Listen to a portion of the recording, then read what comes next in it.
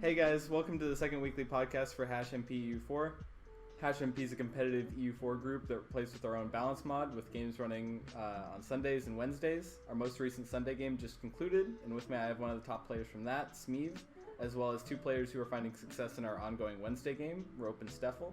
As a disclaimer, I won't be asking these players to reveal any Diplo or ongoing deals, especially since we don't want to influence ongoing games. And I'm also aware that we had some audio issues with the previous podcast, but those should be resolved for today, hopefully.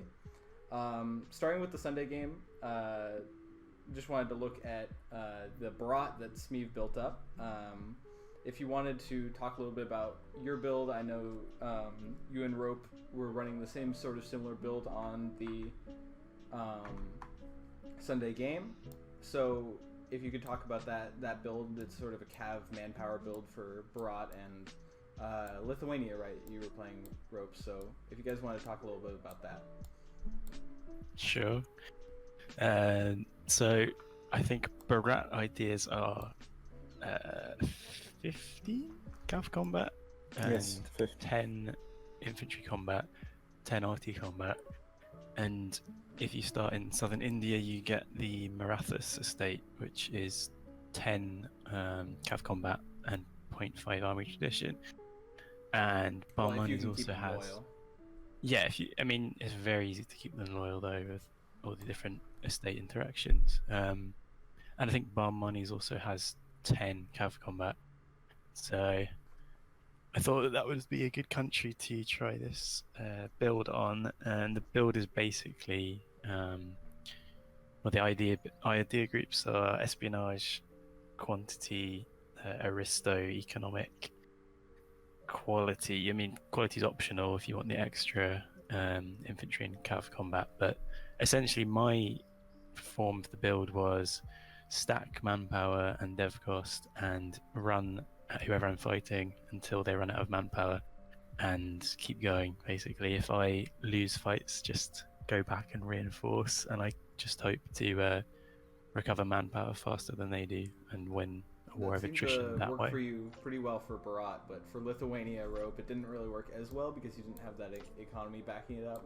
But that economy third pick gives you the dev cost, right? Do you think it would be the build would be a little better with trade instead, or is No, you need espionage for the Cav combat. You need that one. It's about the Cav combat, or is it about the manpower deving? It's obviously also about the Cav combat because you don't have any quality, and like as an Eastern nation, I think you just need to go Cav because you have such good pips. And you have as an Orthodox nation, especially because you get the manpower, but also you get the Cossacks estate. Yeah. And even as Russia, like as I'm doing in the Wednesday game, I think you should go Cav, because it's just really good and transitions nicely into the late game. For sure. And we can talk about that Wednesday game build. Yeah. So you're playing Russia in the Wednesday game, and you sort of took an interesting Cav build. Most Russias don't really do this kind of build, but you're stacking. You already have 30% cavalry combat ability, obviously from the Cossacks, and taking Aristo. It's gonna be 55% after I finish my fourth idea. Like I'm gonna get 15 from espionage, and then 10 from quality. But the main idea behind this build, I think it's even better than the one I did on Lithuania, is that you get dev cost and advisor cost. Like I'll have 70% advisor cost reduction on a mill advisor and a half cost mill advisor from the Orthodox, the Cossacks estate all the time. So at the moment I pay, I think 1.5 ducats or something for level 2 half price dip advisor, and I still can get more advisor cost if I take the next idea in espionage I get from my national ideas, more advisor cost because I stacked government reforms, Russian ideas, and humanist and yeah, it looks like you have about espionage. 40% advisor cost reduction. You have some inflation, but it's about 40%. Yeah, I'm gonna get more as well. And then I have dev cost and a lot of quality. Like Cav combat is really, really good. And then on Russia you could also get a lot of Cossack units. Like at the moment, I can recruit 10 at a time. A lot of them died, but like later on, I will have, I think, 20 in my test game. I had to buy 15, 70. I could recruit 20 at once, and then later on, I'm aiming for like 30 Cossacks, and then of course, Streltsy as well. I think I'm gonna skip on quantity for the third mill idea group and go plutocratic, because then I also have another 20 fire, plus 10 fire and minus 10 from my policy. Right. Yeah. So with I the think it's SBO absolute quality stacking on Russia together with deving. And I And- think that solves all your problems. Also in the Wednesday game, we have Stefl36. You're doing a sort of a border gore number here on Iberia. Was that a fun war taking down Zamy? Walk us through that war. You were fighting with Smeev and 13 fish on Burgundy, right? In the second war, yeah. First war, it was me, England, and Tunis. We just shipped Tunis troops into French mainland. England landed on France, and we just moved over. The reason we attacked was because Zamy did a really greedy build. He was behind on a tactics mill tech 9, and he took another idea when we knew he didn't have a lot of mill points. So it just I have innovative and quality, and England also is innovative, which gives tech cost and tech cost. We both rushed to mill tech 9 and attacked into Iberia. And yeah, it was about 140k troops against 120k Iberian troops. Iberia, Castile with its colony Doge, Cuba, and Tsunami with Portugal with its colony Corbin on Brazil. We fought, 3 of us. Yeah, and if you're down a tactics mill tech, you just can't win the war. We took better casualties on mountain provinces and -2s. Yeah, it's pretty brutal. Even with the Navarra mountain fort, you can't really win those We battles. just ran them. He surrendered, and I used the transfer subject H bonus to take Aragon, Navarra, and I broke the alliance with Tsunami Portugal. So Wow, that's a pretty brutal was peace all right. deal. and then Smeev Bruce broke Portugal. Poor Tsunami. What did you take And out Tsunami of? refused to peace out. He just sat there full siege for like 10 years. Yeah, he refused it Bankrupt. unconditional, so he bankrupted 3 times, and all of his land went to 100 devastation, and also Portuguese Brazil bankrupted as well. And interestingly, he still has better tech than me on Elkhanate after bankrupting 3 times. But Okay. so you're like the first Briton in a long time to get Gibraltar. How does that feel? Does that like, you actually get your mission trees and do all pretty that? good, I think, right? I mean, it's actually quite important if you want to project power into the Mediterranean, if you can control that strait. But it also unlocks the really memey mission tree into the Mediterranean islands and also Egypt, if you want to Oh, go. are we gonna see another Smeev Crete? No, No I don't CB think yet. so. No CB the Crete. Oh god. But so moving back to the Sunday game, because I don't want to glance over that since we just finished that game. On the Indian balance topic, because of your Bharat and Bengal sort of co-op. Here, let me move to that save. I think we just decided to like push through a lot of changes because we didn't want a country to be able to be that strong. What do you think of the balance changes, like removing disc from all the formables except for like the very top tier ones, and removing the ability to like self formations, and it requires like owning the whole area to form Bharat or Hindustan? I think it's good to change the formation requirement.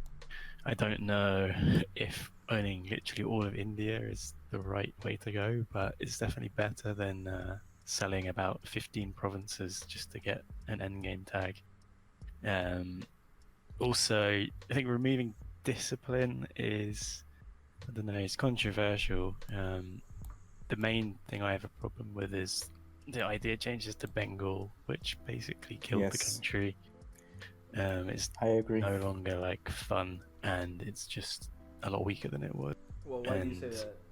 I think it still has its back row damage and its infantry combat ability. Reduced. Yeah, mean- the nerf, then it also lost. I don't know exactly, but I think it lost like land leader shock, and army tradition, and goods produced was changed on that. I think the Um, army trad got moved around and it lost the leader shock bit, and the goods produced got reduced. Yeah, which I Well, mean, it's leader shock incentivizing in it. this mod is so important. So just Yeah. that change itself was a massive nerf. Well, isn't that incentivizing Bengal to sort of push into India a little more and go for one of those tier 1 formables? Well, I mean, I guess I was gonna say like you don't need to form anything as Bengal, but I guess that's the reason why you wanted to change the ideas to force people to form a country. But Bengal's kind of a niche where you can stack arty combat and inf combat, whereas now you're just sort of forced to go Hindustan, and then you're probably just going to see people stacking infantry combat only now. So it's actually probably made India a lot more linear. Well, I mean, And they could also boring. go for that Malaya formable, correct? Because that one has discipline as well. I remember Hash adding that a little while ago. Potentially. Tangu, or, I don't know. I Which don't one? think Tangu's a formable. I think you have to start as the tag. But I think the issue now is that there's not really any incentive for people who aren't new to the group to actually play India, because there's not really much flavor anymore. Yeah, I There's kind not of really a agree. win Like I condition had now. Bengal in my sign-ups as first or second for a long time because, it's obviously because it's strong and maybe a little too strong, but also in India, like we've seen, even if you become as strong as the Spirit, we don't consider it big winner or anything. Yeah, like you really have to do really, really good. Yeah, Um, I think we've moved towards a trend of not awarding winners simply for nation building and more for like playmaking. I don't know if that's Yeah. like a fair metric, but it's certainly a little more like easy to evaluate versus like skill in building a nation. But what we kind of have to like no colonizers in the last, I don't know, 4 or 5 games really went to challenge India. Like I think Erling on his Spain game did, Yeah, and that was the last time. I remember And that's a big weakness of India. Rolling meddled with everyone in the Spain game. Yeah, his Like, Spain game actually was everyone. more just like inting everyone, but like he also was working with India to kill me on Persia. So like it was a mix. Killed Yeah. you on Persia, he attacked India, he killed Great Britain, he built up Burgundy, he attacked me as my Prussia. Yeah, and Stefl, you're sort of a Eastern Europe main, right? You like those Hungary, Uzbek, Lithuania, Poland signups. So like, what do you I mean, think of everything the? that doesn't have an economy. Yeah, if it doesn't have money and it has lots of cav, Stefl wants to play it. But what do you think about the recent changes to like the Polish region and the Polish RNG? For the viewers that haven't seen those changes to the mod, we changed the RNG so that Moldavia always goes to Poland, and we're trying to smooth out the start of Poland as much as possible. We removed their option to go Orthodox, which does remove their scaling a little bit, but it opens up new paths to playing with the different Catholic faiths. So like you could go Protestant, you could flip Reformed, you could do a number of things as Poland now. So what do you think about that? How that changed your perspective on signing up for these? As matches? far as I know, it also gets a 666 every time from the Yeah. Yes. It now always gets. So a that's 666. also really good. So the RNG is off there. Having Moldavia 100% of the time is just great. You never want it to go to Hungary. Actually, in our last 2 games, it went to Hungary both times, which is horrible for Poland. Right. I mean, that's you get a it. swing of- You can obviously make a deal with Lithuania for Cossacks, going to Crimea and all and such, but it's just so good early. Getting And the it 3 Moldavia mark. really is a power spike for Hungary. Early Cossacks, And yeah, and makes Hungary the gets war so for the much Ottomans stronger. a lot harder. Yep. And if Hungary power spikes too hard, it just kills the Ottomans super hard, and then you're kind of vulnerable as Poland, because you're just locked between the HRE, Hungary, and Lithuania. You don't want to attack Lithuania. That leaves you in a bad spot. Like Well, this let's talk Hungary about this was current super Hungary. strong. like so Dog got basically a free kill on Ottomans because the Ottomans Intin died to future And new Rum. player not used to the mod. Yeah, I mean Serkis is a pretty solid player, but he just kind of like missed out on the Karaman March and the Dolkadir March and the Ramazan Vassal, so he didn't really have much of a chance in that first war, even though he did like do pretty okay on micro. Yeah, I think Dog didn't even do that much. He just lost. Yeah, I mean, Hammers. they were still ping-ponging the Ottoman armies a little bit, but like he got pretty much free Balkan control. What I do you think was the Bulgaria broke out downfall? as well. Yeah, what do you think was the downfall of this Hungary? Attacking into Austria and then getting attacked by. Phoenix on Rum. This Rum is so strong. Like, it's really strong. Yeah, it's Really it's well like done, 120 income and 1530. Hungary alone would struggle against fucking Rum alone, but against Rum, Austria that gets helped by Brandenburg and other electors, gets condos. You just don't have a chance. Dog did push into Austria quite far, but that was from what I heard. Erling didn't really fight him that much. He just retreated back and built the full cannon stack. Fight Dog very well. Why is Hungary Yeah, incentivized to go into Austria like that? Doesn't seem to make a lot of It's sense. not truly incentivized. If you want to be a memer, you can go for Austria-Hungary as Hungary, but I don't think you need to. I don't think it's that good. It I seemed, think Yeah, Dog's it's not best play was just optimal. sitting around and deving. He had a dev build, and he had a lot of land, so he could have just deved. yeah, he has like But Dog is an aggressive player. He had not a much free of a- kill on Lithuania and on Poland. Like, he Yeah, could have gotten. That as well. He attacked with Uh, Poland, of course, but yeah, Poland separate piece for Silesia, and now they're both fighting each other. And Brandenburg is actually helping Hungary, as far as I know. yeah. I mean, he stacked like so. It looks like with economic Yep. inequality, he has 27.5% dev costs. If he had probably just sat on the farmlands, could have been significantly stronger. Or even if he wanted to attack especially someone, since Yater, he was just gonna attack people anyway and do some. if he wanted to attack anyone, it would probably be Poland or it would be Rum. It doesn't make much sense to antagonize the HRE at this point. Yeah, What do you guys getting think more about? context would be pretty nice. Yeah, what do you guys think about HRE balance in this current patch? Because right now we're seeing a Poland that hasn't died to the HRE. It's still going pretty strong. It had NATO on it. On the other hand, Fish lost a pretty brutal war to an HRE gank on Burgundy. Where do you guys see like this sort of central HRE block going? And do you have any predictions for like how it's going to turn out for this game? Yes, but I can't say. You can't say. Okay, yeah. No. You're a little conflict of interest there because you and Stefl are just so close. Yeah, I can't really say much about Maybe we ask Rope. Rope's all the way over there on the other side of the Rope. PLC. Yeah, I don't really care. I care about Beast.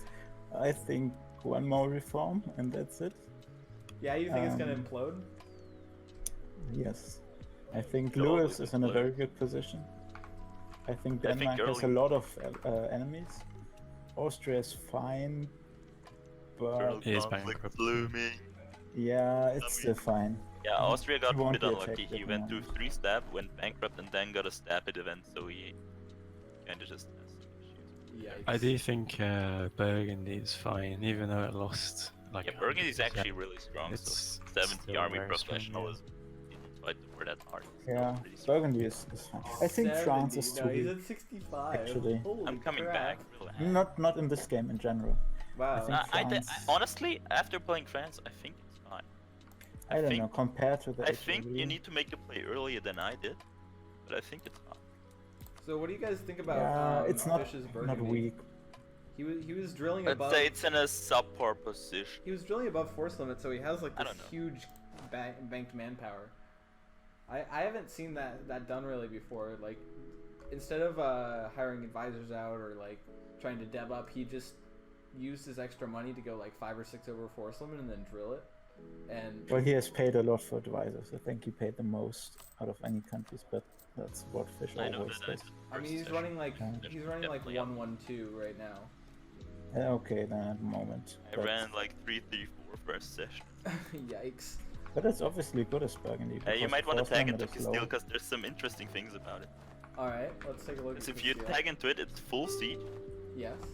look at his force limit. Look at his force limit. Just by having small colonies. 84. Two decent sized, yes. Two decent sized colonies is a force limit of 84. Wow, he's getting. So he's getting And look base at the 40 country from that- 40 oh, provinces. yeah. So he's getting like It's a bit insane. one force limit from each province, just on average, which isn't like crazy. But then he's getting He 5 has an from advisor. Cuba, 5 from New Castile, 5 from New Granada, and then it's all multiplied by about 35%. So yeah, that's pretty insane, that force limit there. Yeah. When he's essentially Not like he can use it, but he can hire Yeah. more workers. Like And his he's- 0 manpower and like 68 troops, but still. bankrupt for another 4 years. It's and just full kind of funny occupied. that he has that much force. Yeah, I agree. So do you think with that force limit in these colonies that this Castile is playable, or No. should If be left to the Castile didn't dogs? make the choice in the end of last session to truce break me, I'd say it's definitely really playable. But after he truce broke, bankrupted for that, I think it's kind of in a gray spot. I think it's up to decision. I think Zami can play pretty well, so I think it's somewhat playable. I mean, it's still 9th GP, and Yeah, it's not the a decision terrible making is position. just odd. I agree. Yeah, Expecting to die faster and then coming back is just question. I think he got a bit Yeah, I think tilted or rotated towards the end of the session because I think Fish disconnected from Burgundy and then he tried to white piece out AI Burgundy, which he did, and then we basically got a GM ruling on that, which said he had to unconditional, and then he immediately truce broke after that, which implied that he just wanted to die faster and get off the country. But now he's obviously saying that he wants to come back, and it's recoverable if he gets players on his colony.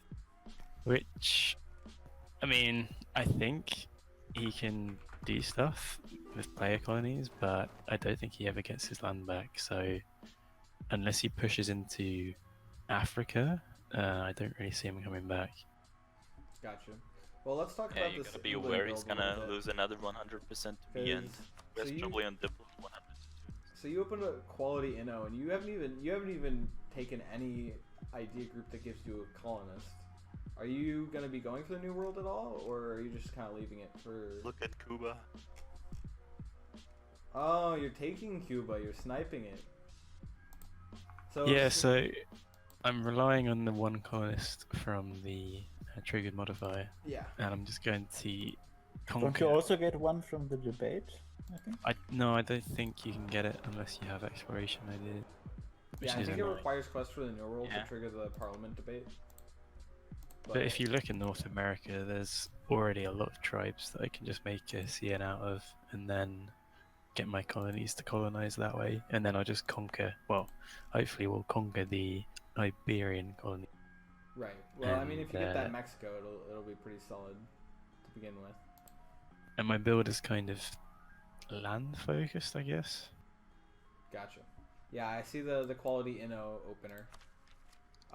Yeah, You're getting the maritime for the extra infantry combat and morale and navies. That's a very strong policy. yeah. Once I finish maritime, I should have, I think, 42% infantry combat. Yeah, Um, just over 42. And that would be a then, pretty strong build. I'll go on to expand in other places. So I did want to ask, in this Wednesday game, you gave back Copenhagen after taking Yes. the first session, or well, your sub did, Doge. So it seems sort of the meta in the current like group meta to be always taking Copenhagen, making it an early objective, like keeping that secure for trade power in Lubeck. Why did you decide to give that back, and like walk me through that decision? Because I'd heard from multiple people that at the start of the session, Denmark and Castile were going to attempt to sea line.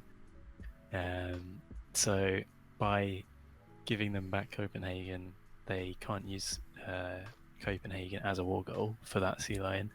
And also, I don't think Denmark can get a CB on me. And I also wanted to be safe from Denmark if we attacked Iberia, because it wasn't actually certain at the start of that session whether we were going to attack Zami or not.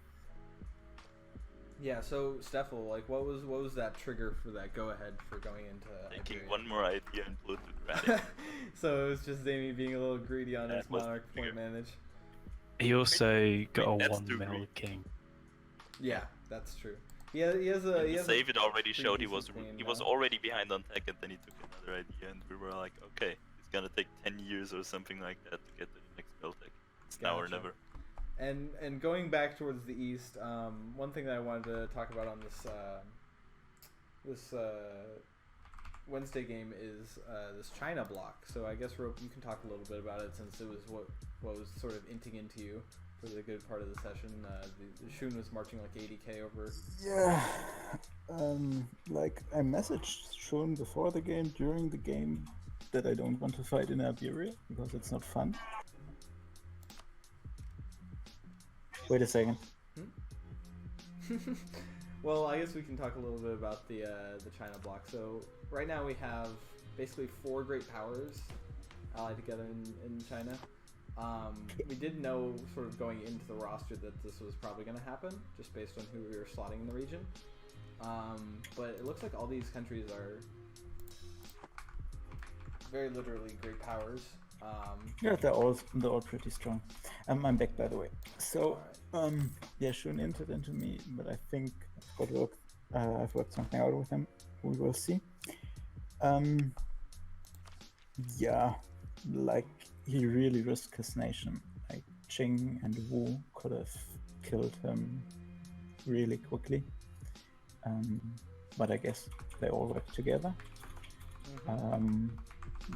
I think slotting China is something our GM Fofi is not particularly happy with, generally. I don't actually mind it all that much. I think in this game it's still fine. Like if they stay allied together for until the end of the game, that would be stupid. But I don't know. We will see what they do. It is kind of stupid if Russia just gets a free China. But on the other hand, we need slots for players. So for future games, I think we could do a slight rework in China. I don't know, incentivize more conflict, like in India, maybe. And maybe with some custom missions for the nation. Yes, that could be interesting. But at the moment, I don't think it's too bad. Like, I think Russia can deal with the China I'm actually a slotting. big fan of the China slot. So yeah. Definitely. A lot of people have just gotten free China. Like we had a Nepal in a game that just went to China and Yeah. cut everyone off think and he- took he- all of China. That was back when we were slotting Nepal, or was that a Bengal formable? I think that was an actual like. That was slot. Nepal slot. Yeah, so they just Nepal. kind of like went across the Tibetan mountains and did basically what a UA does normally and ate into China.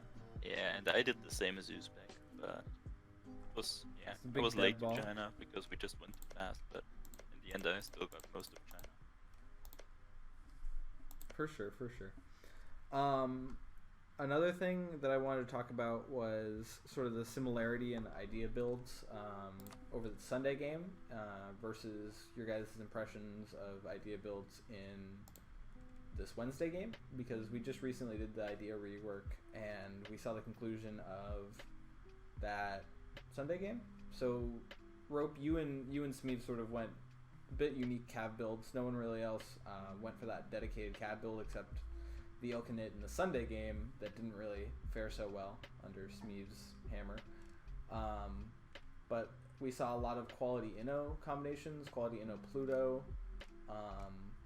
Although Italy, I think, went for a vassal spam build with influence. So what do you guys think about sort of the current idea balance and meta and where that needs to shift, if it needs to shift? I think defensive is too weak, and that's it mostly. Like, there are a lot of I'm not interesting sure how I feel builds. about admin. It's just kind of there. Nobody Yeah, really admin is not that good. There are a couple interesting policies, like Aristo admin is kind of interesting, I think.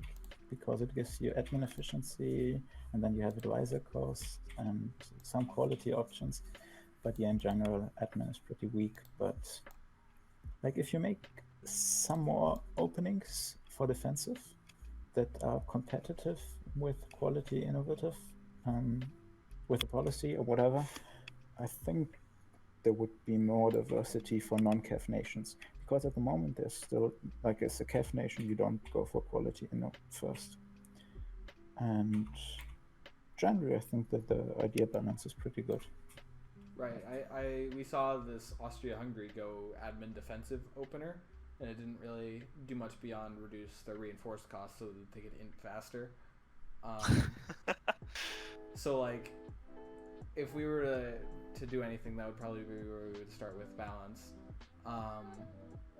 But what about sort of this removal of formations in the mod? Like, some of the formations have been tag locked, some of them have been reworked. So like Austria-Hungary is a formation that we added for Austria and Hungary, of course. But other things like Poland have been removed entirely. Do you think that's healthy for the game state, or where would you guys like to see like those tier 1 formables move? I like Poland being not a formable because it's just such a strong formation. If you're already a great country and you get to form Poland, you're just insane. Yeah, I really like the Crusades and the formations because I don't think they're healthy for. I think it's good if you have a balance mod that buffs the weaker idea sets, but if you're playing something like vanilla, you kind of need to form other things on countries like Denmark or like Ethiopia. Right, but right. in mods, I think it's fine to remove the super strong formations. Right, so that's sort of the opposite end of the Bengal argument, where we nerf the idea set of a nation that's traditionally sort of sat there and built up, versus removing the ability to get those high tier idea sets on nations that have already built up. So it's sort of just the other end of the spectrum for that. Like I think formations dictate gameplay too much if they're required. Like as a Denmark, if you want to go for late game, you need to form Prussia or Poland and vanilla or something like that, or Russia, and that's just not a natural decision making progress, and that's the problem. Like Swiss going to France. Right. Yes, Yeah. something like that. It railroads you too much in unhealthy decision making. I agree. Well, just to wrap this up, is there any other discussion you guys would like to have about the Wednesday game? I know we seem to have like this upper echelon of countries that are sort of taking up the center gonna of the predict map. Lewis is gonna flame about Eastern CAF once I'm done. when the Russians come marching into Classic. Poland to smack up Yes. Lewis, is that the Diplo you're revealing to us? Are you leaking? Yes. But Of course. so I think we see a lot this whoever controls the Levantine culture group, like either it's Mamluks taking over Ottomans or Ottomans taking over Mamluks, they snowball really hard in this early to mid game. Dog sort of kept that snowball going because he was like a 3k dev, but we're also seeing it with Phoenix and his like 120 income when everyone else is around 60. So do you guys think it's just sort of the center of the map that tends to snowball harder? Like the Persia region, the Levantine culture group, Russia, PLC, like all these countries have these really intense snowball potentials. And then you have like Iberia over here just getting like inted really hard. What do you guys think I about still that? think Castile is the strongest nation in the game, but yeah. Yeah, really- honestly, I think Castile is really strong, like top 3. I think if you win hard on Ottos or Mamluks, you have 2, maybe 3 sessions of sort of free expansion, and then after that, you have to be careful what you do, otherwise you will fall off if you don't push in one direction or beat your main rival, because your unit pips start falling off and people start catching up to you.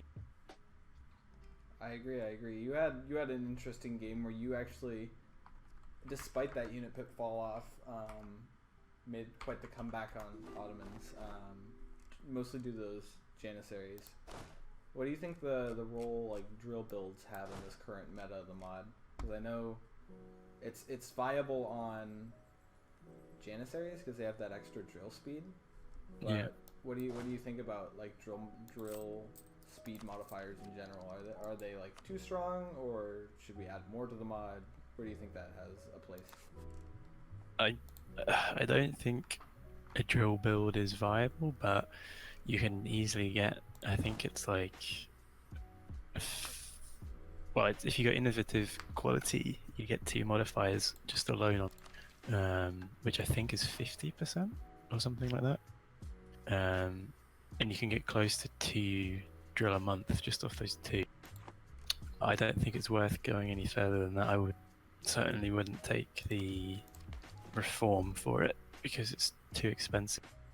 Yeah, it increases and regiment cost by 2.5%. Yeah, and it's also picking that versus the other 2. I just don't think it's worth. It's nowhere near as good as either. So if we were to buff that tier 4 reform to like 50%, do you think it becomes viable, or would that just sort of become like meme territory? I mean, I think I would get rid of the cost, but I don't really see how a drill build is actually if you fully commit to it. Yeah. Because you get close to, what is it, like 10% effective discipline, but then you lose it after a few battles, and then that's your whole build. Yep. So Just start drilling it. yeah, just start drilling right after the battle. Yeah. I mean, if the drill speed affected like army professionalism gain, then sure, but it doesn't. So I personally wouldn't ever do a drill.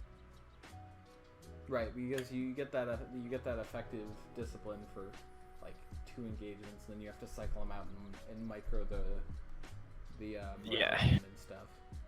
And you can also lose a lot of it just to attrition if you're not careful.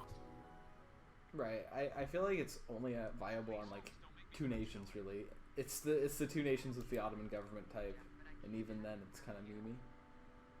But yeah, I just think there's better things to do. Like even just innovative quality gives you the Janissary bonus plus 50, and then you'd probably go a different mill idea group, and then just I don't know, you'd go quantity or you'd go offensive or something, or put.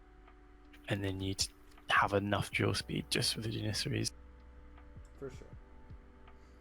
Well, I don't have any more questions for you guys, so if there's anything you guys would like to talk about the Wednesday game that's ongoing, now's the time. I know you wanted to bring up sort of like the viability of cav builds on more than just the traditional nations rope. Yep. I think Russia should always go cav.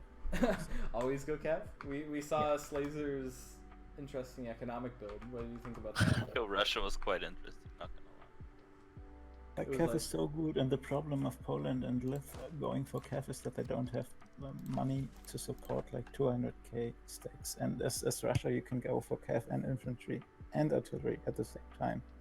So I just don't see a reason not to go for it, especially with the buff Duristo, which also reduces fire damage. So you can run cav stacks and become really, really strong from like 1600 onwards. I think when you have 200 income, 250 force limit, something like that, and a lot of manpower, I think you're really strong. We will see, I guess, if I get there. Yeah, we'll see. Can you look at Hanover quickly? Yes, I can. Yeah. So they actually, I was messaged by the player that was on Hanover, and he was asking for advice on his cav build.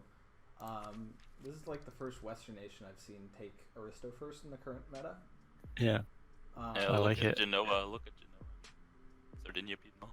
Sardinia Piedmont? Is he? This game, yes. Oh, they're both doing it. What the heck? Well, he doesn't seem to be in such a good place right now. But He's having some issues. yeah, he's a little on fire. But yeah, Hanover got recently reworked a little bit, so now they have not only the 15% cav combat that they always had, but now they also have the 10% fire damage received. They have the discipline finisher. They have land main.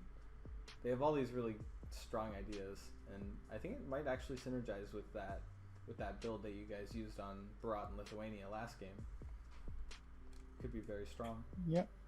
Yeah, you could see a late game Western Cav nature, which would be interesting because Western Cav pips are the best towards I think it's like Tech 25 or 24 or something. Well, so at 23 they get a Cav that has 2 defensive fire pips and 5 offensive shock pips. Yeah, that's insane. Which is insane. The Ulan cavalry.